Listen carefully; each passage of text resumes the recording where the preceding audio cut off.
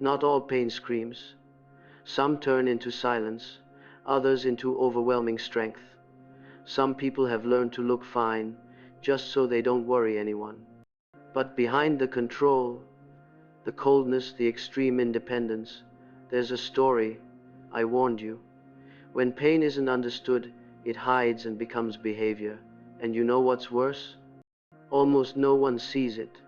They just judge.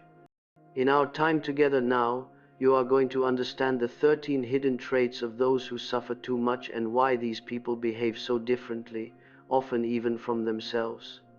And most importantly, how to turn this silent pain into awareness, into choice, into healing. Stay with me until the end, for this might change the way you see yourself and the way you see the people you hold dear. Some scars don't show on the body, but they are there in the way someone looks, in how long it takes to trust, in the urge to disappear sometimes, even when surrounded by people. Some wounds leave no visible marks, but shape everything inside. Quietly, they change the way someone exists. Old pain does not announce itself. It becomes a way of being. It becomes silence where there should be words. It becomes stiffness where once there was openness. Sometimes the person even forgets they are carrying something. They just know they are tired, that everything takes more effort than it should. That life, for some reason, always feels heavier. I have said that trauma is a psychic wound that, when ignored, keeps bleeding inside. But I also said that this wound can become a passage not to forget what hurt, but to transform what still pulses like a threat. When pain is truly heard, it doesn't become a sentence. It becomes awareness. The problem is, almost no one teaches us how to listen to pain. The world demands performance, not listening. And so those who've suffered too much learn to cope. They build masks, create emotional shortcuts, hide.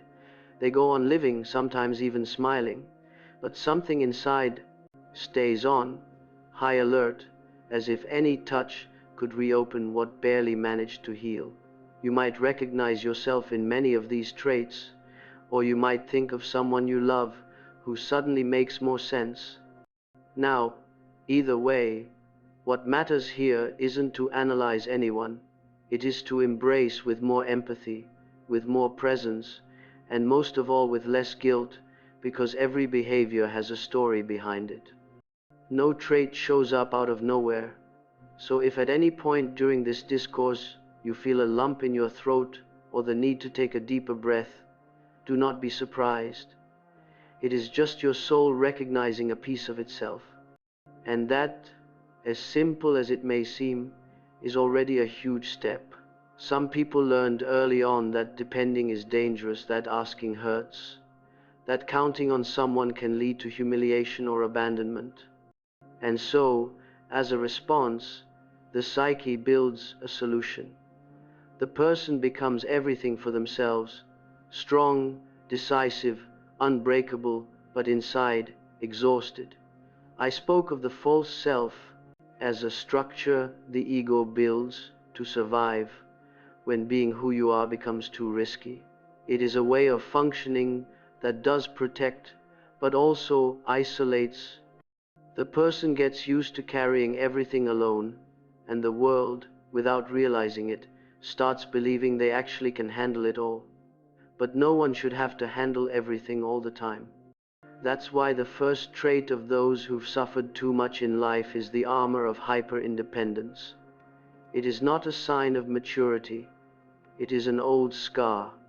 It may look impressive from afar, but inside it is heavy as lead. The person refuses to show pain, but feels it. Refuses to ask for comfort, but needs it.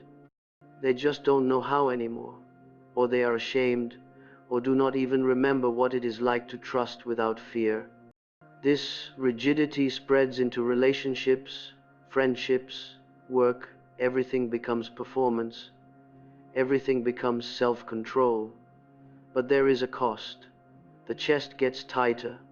Touch becomes a threat, rest a weakness, and even surrounded by people, the person feels alone inside. Because hyperindependence isn't freedom, it is a prison with an internal lock. Those who live with it do not want to be a burden. They just want to make sure they will never be left hanging again. But deep down, it is just another way to stay silently wounded. The second trait often seen in people who've suffered too much is excessive empathy. At first glance, it seems like a virtue, and in many cases, it is. But when empathy becomes a survival mechanism, it stops being just a quality and turns into a coping strategy. Some people, even as children, learn to scan the room like they were looking for shelter. They could feel in the air when something was about to go wrong. They picked up on the tone of voice, on a glance, on silence. They developed such sharp sensitivity that, without realizing it, they started feeling for others before they even knew how to name what they felt for themselves. This over-empathy does not come from a light place. It is born out of necessity, fear of being the target of an unstable father, the effort to anticipate the next emotional outburst from a mother, the burden of keeping peace at home, even at the cost of their own childhood. I called projection this unconscious move of placing onto others something we haven't yet dared to see in ourselves. And often, that is what happens with those who feel too much for others. They are unknowingly trying to care for in others a pain they haven't faced in themselves. The person becomes the constant support, the go-to advisor, the one who is always there. But behind all that giving lies a deep exhaustion, because those who feel for everyone all the time almost always forget about themselves. Too much empathy may seem noble, and sometimes it is. But it can also be a form of escape, a way to avoid diving into one's own pain, a way to exist for others, because existing for oneself became too heavy. Worse, this kind of empathy can lead to unbalanced relationships, ones where one gives and the other only takes, where listening to the other becomes an excuse to never hear yourself. And little by little, that sensitivity turns into overload. People who carry this trait often feel invisible when they are not being useful. And that is the clearest sign that empathy, in this case, stopped being love and became a defense mechanism. Deep down, all this emotional sensitivity has a reason. Someone back then had to anticipate emotions to survive. But now, they do not have to anymore. And maybe the greatest act of real empathy is finally turning that attentiveness inward. Some people love halfway, not because they do not feel, but because they feel way too much and hold back. They observe. They analyze every detail before opening their heart. Even when they start to trust, they always keep a part of themselves hidden away, a part no one touches, a part that always doubts. It is like something inside constantly whispers, "Careful, this could hurt again." And it really could. For someone who was broken right where they most needed safety, opening up stopped being simple. The memory of abandonment screams louder than the presence of affection. Love shows up, but fear tags along. This is the third trait of those who've suffered too much: fear of true relationships. Intimacy sets off old alarms. It is not being dramatic. It is the unconscious recognizing patterns that left deep marks, even if the person in the present cannot quite explain why they are reacting that way. I spoke about how unconscious complexes hijack our awareness in a relationship. This shows up as overreactions, irrational jealousy, or sudden withdrawal. But behind it, there is almost always an inner child who still remembers exactly how much it hurt to trust and then be left behind. On the outside, this person might seem confident, sometimes even self-sufficient. They might say things like, "I do not need anyone," or "I am better off alone." But inside there is a deep longing buried, and every time someone gets too close, it shows up disguised as fear, irritability, control, or silence. True relationships require showing up fully.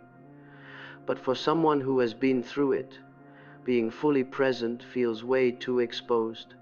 And then love turns into a battlefield, not a place to rest. If you love someone like this, you will need patience.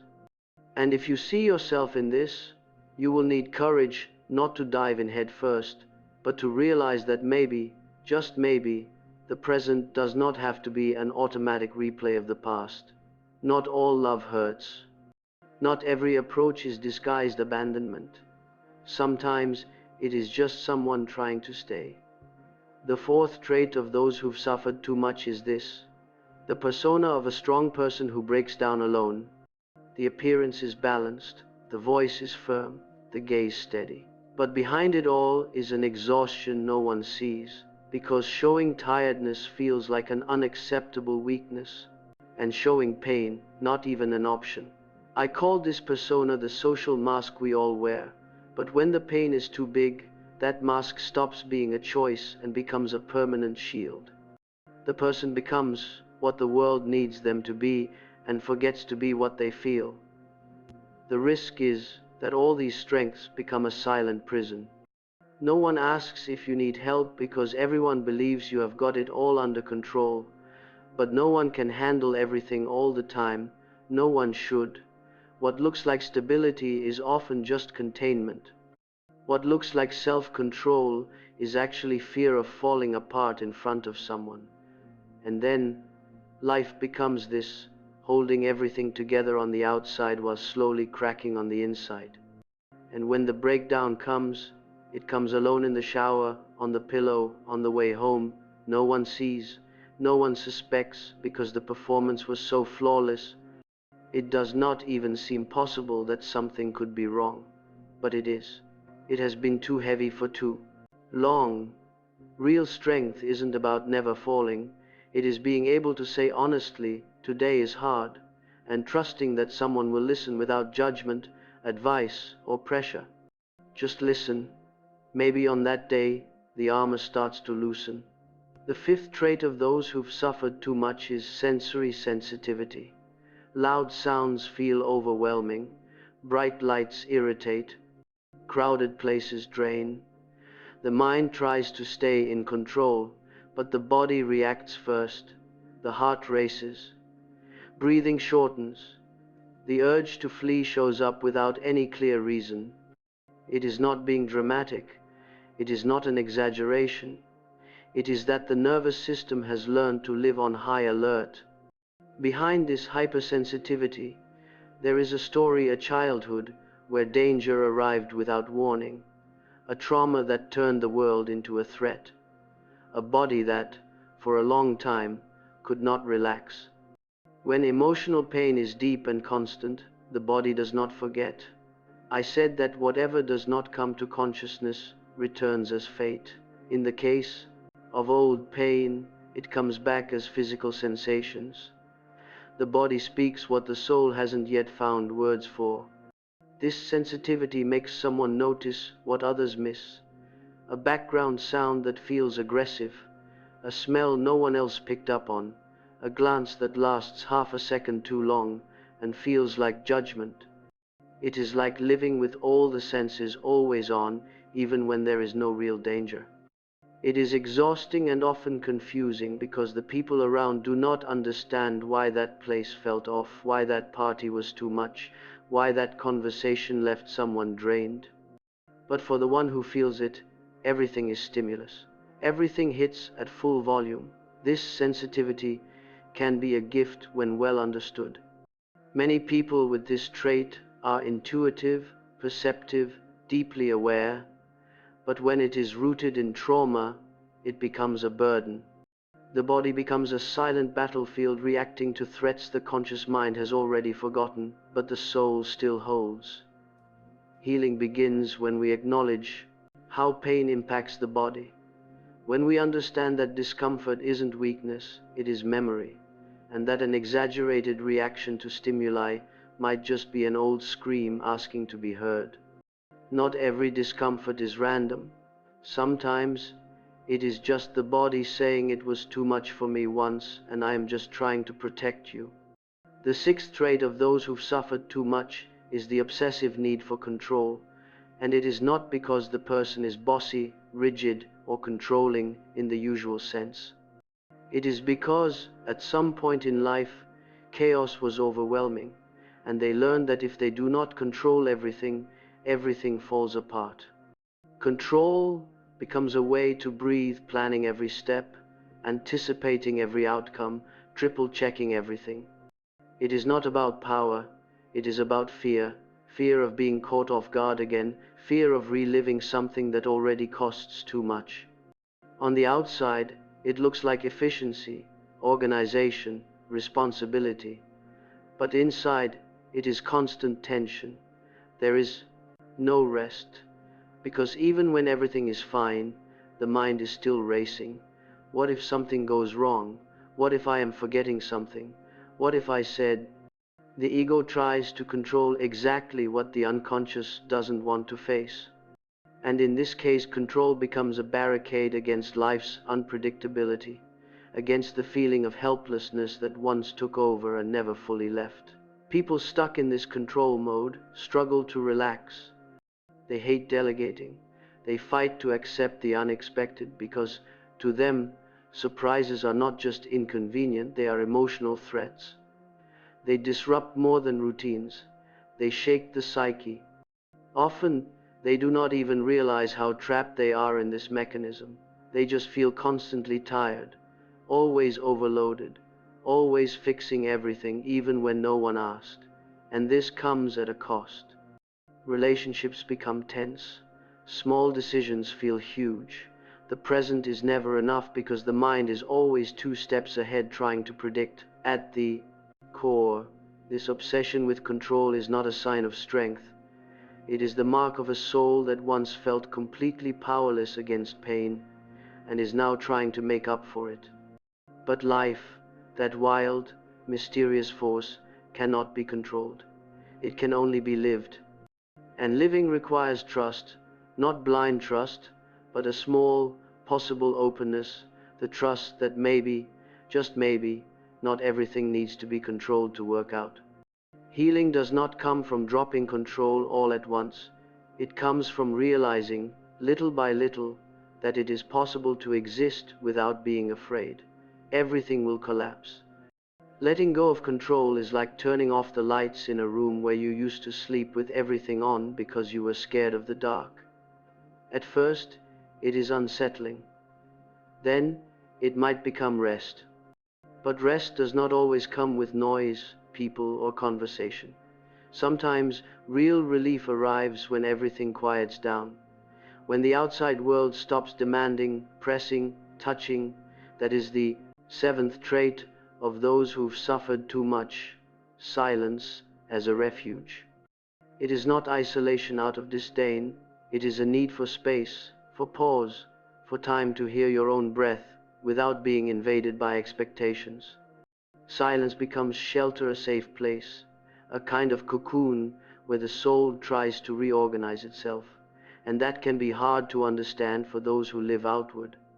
Those who need noise, movement, and constant company might find it strange when someone prefers a quiet corner, a shorter chat, a lighter presence.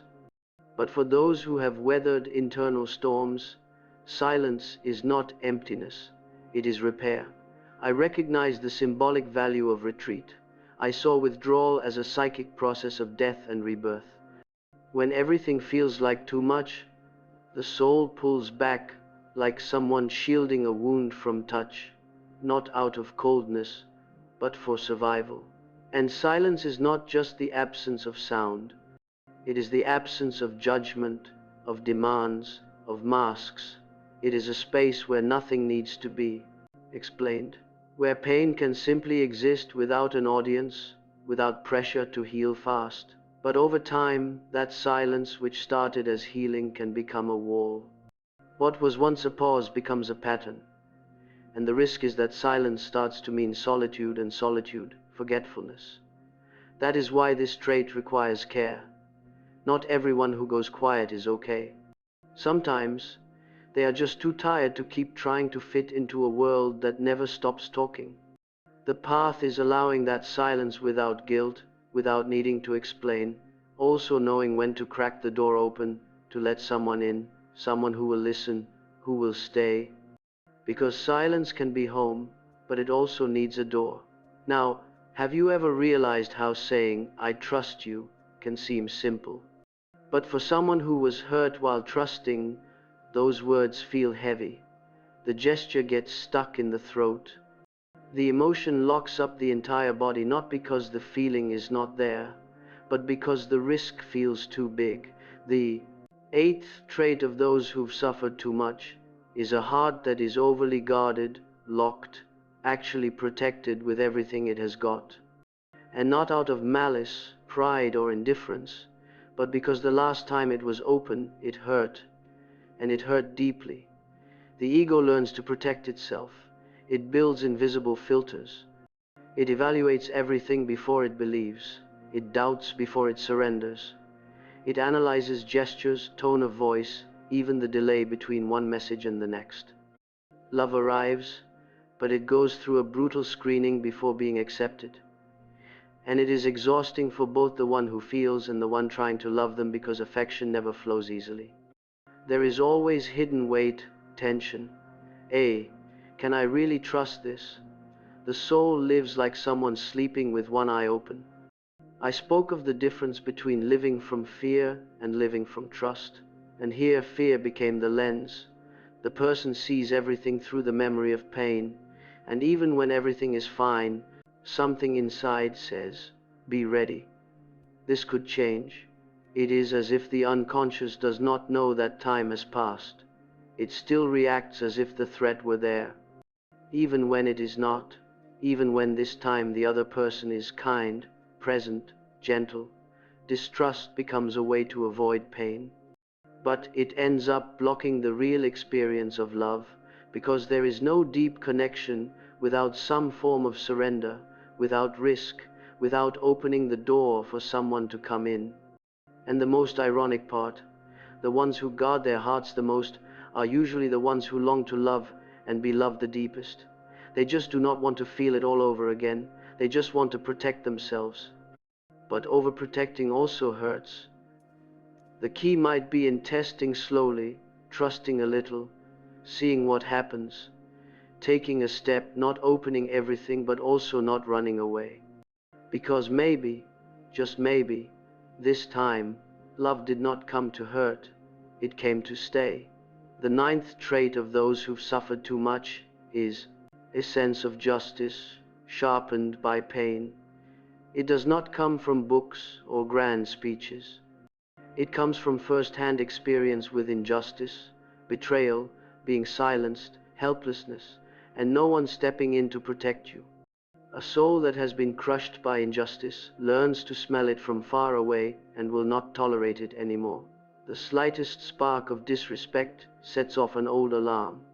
And even when everything seems fine, the reaction comes strong as a defense, but also as a memory. I understood that emotional complexes activate when the present touches the same wound the past created. And this sense of justice is one of those wounds. A trait of someone who carries the scar of being silenced and now refuses to stay quiet. Sometimes, people around someone like this do not get it. They think it is overreacting, being dramatic, impulsive, but it is not. It is the psyche saying, "Not this time. This time, I will not swallow it." This ethical sensitivity often shows up early. Kids who saw wrong things and could not do anything. Teenagers who rebelled against absurd rules. Adults who defend causes with the intensity of someone trying to save their inner child. The archetype activated here is the moral warrior fighting for coherence, respect, integrity, not for perfection, but for dignity. And this fight, when balanced, is noble. But when guided only by pain, it can turn into rigidity or intolerance.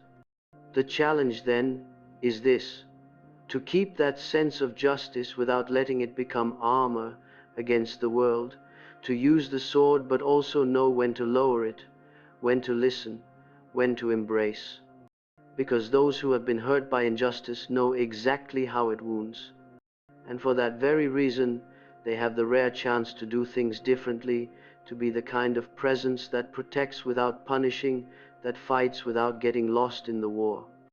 Those who carry the sword of justice know something many do not.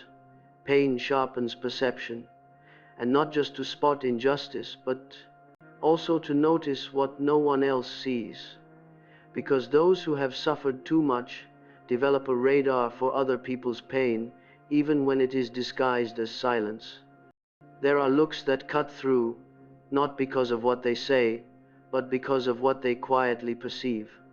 People who know when someone is not okay even when they smile, who feel what hasn't been said, who understand what no one ever shared, and who hold space without asking too many questions. That is the 10th trait of those who have suffered too much, the ability to see the invisible in others. It is as if pain tuned their senses. The soul becomes more alert, more empathetic, more open to sensing where the sadness hides even when it is masked. And this is not magic, it is memory. Memory of having lived in the very skin what now can only be detected in tiny signs. This kind of perception is not taught, it is born, or better yet, it is awakened after a fall. Those who have cried quietly know how to listen to silence. Those who felt alone in a crowd learn to recognize when someone else is in that same place. It is almost instinctive. I said that as we integrate our own pain, we become more able to recognize collective pain.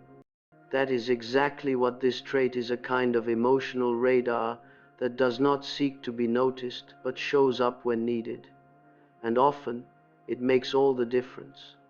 This sensitivity may seem gentle, but it carries weight because seeing what no one else sees is also a responsibility.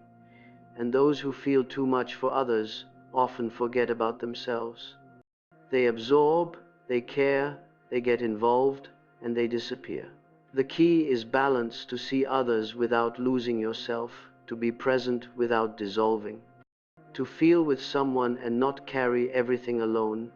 This ability to perceive the invisible is a gift, but it is also a reminder. Pain, when processed with awareness, becomes a tool, a presence, a touch that does not invade but supports. And even when the world keeps rushing, those with this trait know the truth is in the details. In how someone sits, in the pause between words, in an "I am fine" that does not quite convince. And only someone who has felt real pain knows what that truly means. But seeing others so clearly comes at a cost.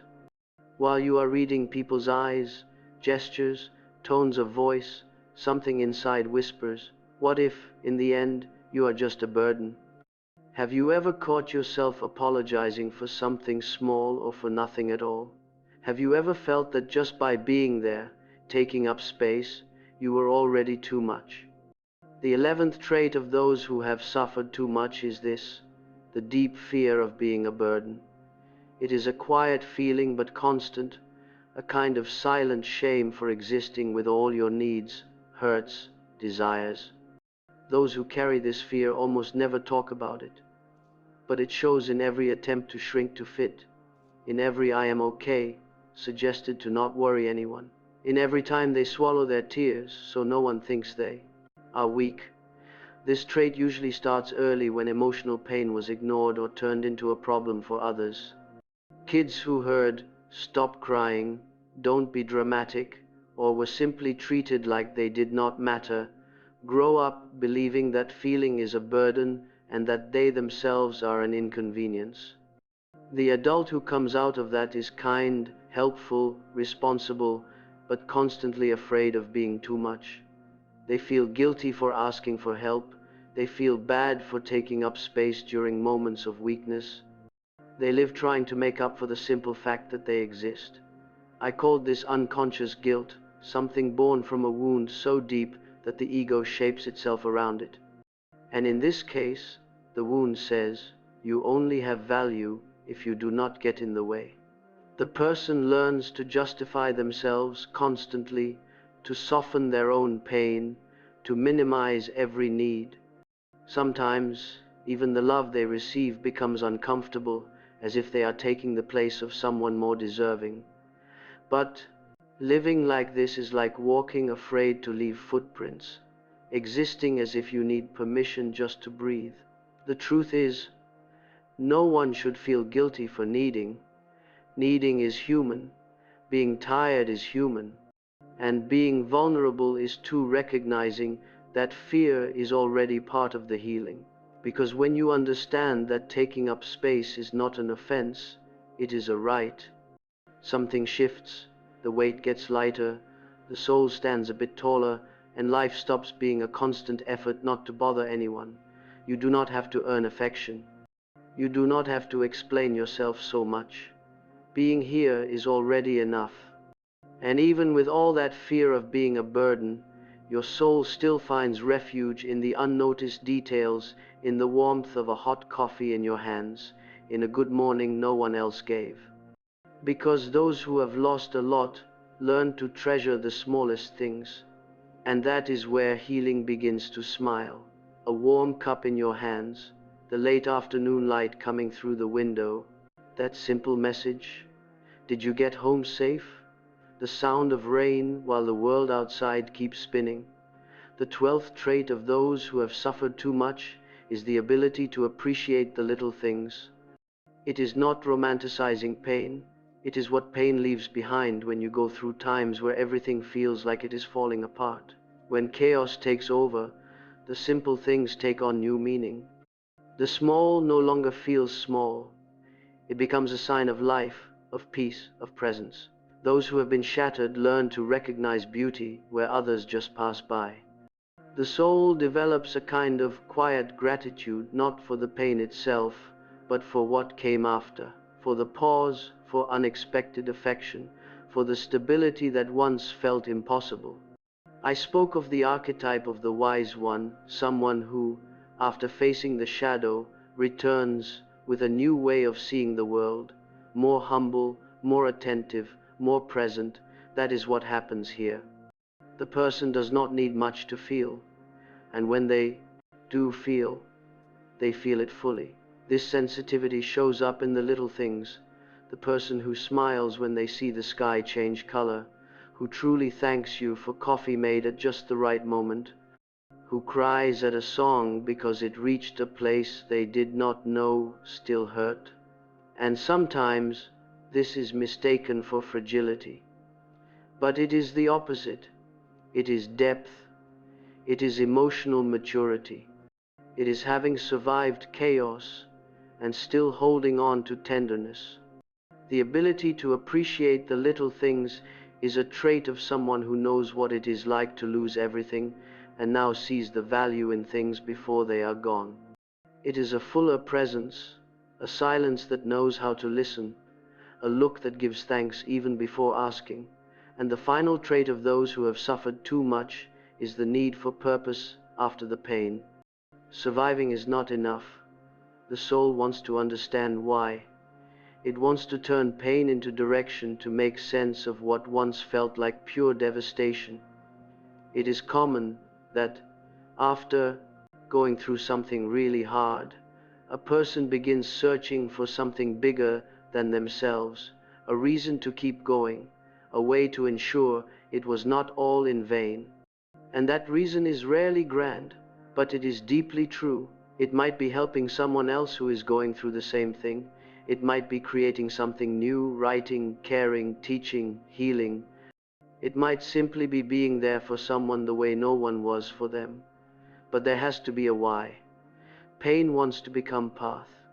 I saw this as the beginning of individuation.